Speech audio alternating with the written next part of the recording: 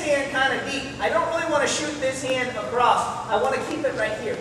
See how I'm grabbing the near impact muscle here? I'm kind of trying to grab onto this. Okay, top of the field here.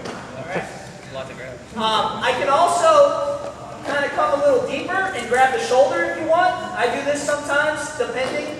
I mean, I'll go here, kind of grab the chest, but I'll also sometimes go to the shoulder. So if you like that, that's fine. But if you notice where I'm keeping my arms in, okay, keep my elbows in. This is where I can keep him tight and controlled. So when I start kind of elongating my arms, I lose a lot of my strength. So even when I'm going thigh pry, see how I'm keeping my arms close to my body? I'm stronger here. In some ways, the way I like to think about it, I'm almost trying to grab my own leg. Okay?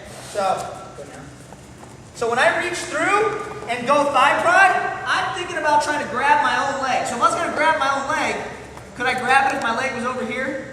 No. I need my leg right behind his leg, right? So I have my leg right behind his so I can reach through, and I'm not going to grab my own leg, obviously, but that's kind of where I'm reaching for. Does that make sense? Okay?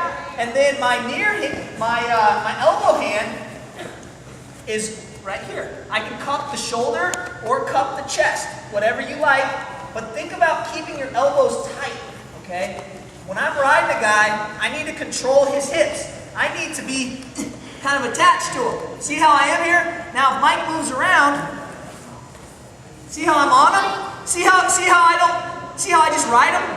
And when he moves, what happens? Yeah, and I'm not even really trying. I'm just pinching. I'm pinching with my elbows, I'm pinching with my knees, and so anywhere he goes, I'm on him.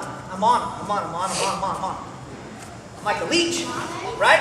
It's like riding a horse. That's right. It is like I'm riding. I'm putting my saddle on him.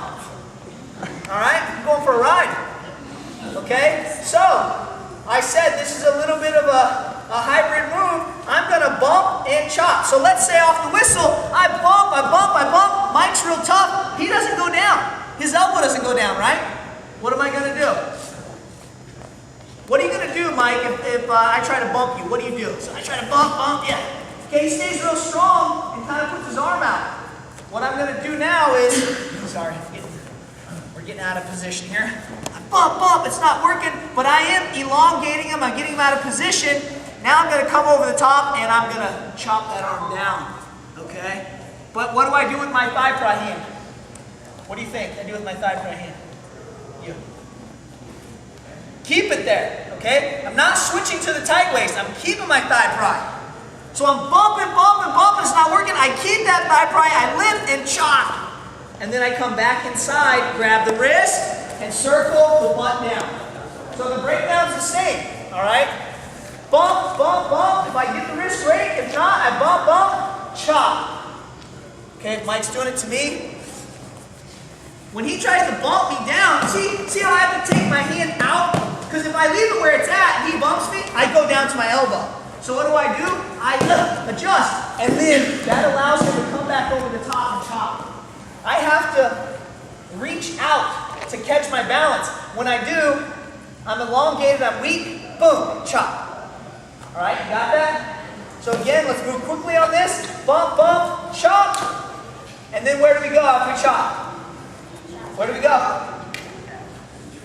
After we chop them down, where do we go? But before that, what do we do? After I chop them, back to the inside. Okay, don't forget that. I chop, and then I come back inside. So first, we're bumping to the wrist. I bump, doesn't work. Chop, I come back inside, catch the wrist, pull it in, and pull that butt down. Got that? All right, let's go 1, 2.